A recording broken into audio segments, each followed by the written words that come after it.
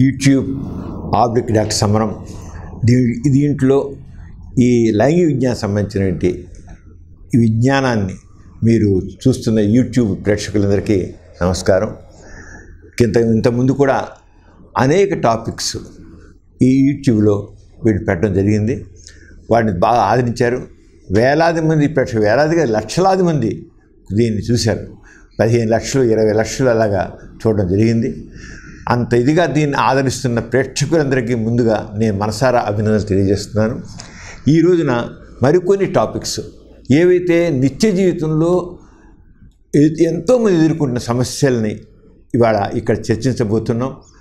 మీరు చూసి దీనికి సంబంధించి ఇంకా వివరణ కావాల్సి ఉంటే మీరు తప్పకుండా దానికి సంబంధించి మీరు మా వివరాలు ఈమెయిల్లో పంపించండి. తప్పకుండా తదుపరి కార్యక్రమాల్లో మీ క్వరీస్ని, మీకున్న డౌట్స్ని క్లారిఫై చేయడానికి నేను ప్రయత్నం చేస్తాను. మరోసారి మీకు అభినందన తెలియజేస్తూ ఇప్పుడు మన సబ్జెక్టులోకి వెళ్దాం.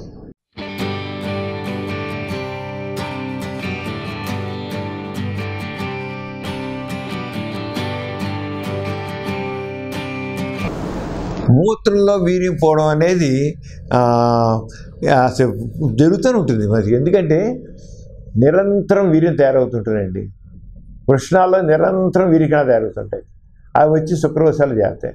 శుక్రకోశాల్లో దీనికి ద్రవం ఉంటే ఆ ద్రవాలు పోతుంటాయి. మనకి అది శుక్రకోశాలు కెపాసిటీ ఎంత 5 ml ఉంటుంది. 5 to 10 ml ఉంటుంది. అంతకంటే ఎక్కువ శుక్రకోశాలు ఉంచుకోలేవు. నిరంతరం వీర్యం తయారవుతుంది కదా, వీర్యకణాలు వస్తుంటాయి కదా, ఆ వీర్యకణాల కోసం ద్రవం తయారవుతుంది కదా, ఆ ద్రవం అక్కడ ఉంటుంది. అంచేత ఎప్పుడైతే నిండిపోతుందో మూత్ర శుక్రకోశాలు కూడా ఒక గ్లాండ్యులార్ శాక్ అనమాట. ఒక శాక్, అది గ్లాండ్ లాంటి శాక్ అనమాట. గ్లాండే శుక్రకోశం గ్లాండ్ లాంటిదే. దాంట్లో ఎందుకంటే గ్లాండ్ ఎందుకన్నాము, దాంట్లో ద్రవాలు ఊరుతుంటాయి కనుక ఆ ద్రవాలు కొంత నిండిపోగా ఏం చేస్తుంటే మూత్రంలో తోసేస్తుంది, విడిపోతుంది. పైపు నిండిపోయినండి. మనకు వాటర్ ట్యాంక్ పెడతాం, నీళ్ళు ఎక్కువైతే పొంగిపోతాయి బయటికి. అలాగే ఇది కూడా శుక్రకోశాల్లో ఆ కెపాసిటీ మించిపోయాక అది మూత్రం తెలియక నిండిపోతుంది. ఎప్పుడైతే మూత్రాన్ని మనిషికి ముక్కుతాడు, ఆ బ్లాడర్ నొక్కుతుంది.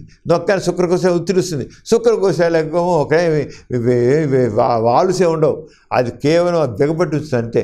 దాని నుంచి వీర్యం బయటకు. నో వాల్వ్స్, శుక్రకోశాలకి వాల్వ్స్ లేవు. అది కేవలం ఇలా పట్టుస్తుంది ఊరికండి. అంటే శుక్రకోశం నిండిపోగానే ఇలా బయటకు వచ్చేసి మూత్రంలో వెళ్ళిపోతుంది. నార్మల్ మూత్రంలో వీర్యం పోవడం అనేది ఏ రకం నష్టం చేసేది కాదు. ఎంత వీర్యం పోయినా ఏమవదు, మనకు తెలియకుండా పోతూనే ఉంటుంది. ఏమవుతుంది? దుడ్డికి వెళ్ళిపోతుంది, పాస్పోర్ట్ వెళ్తుంది, నిద్రలో పోతుంటాయి. ఏమవుద్దు దానికి నష్టం లేదు.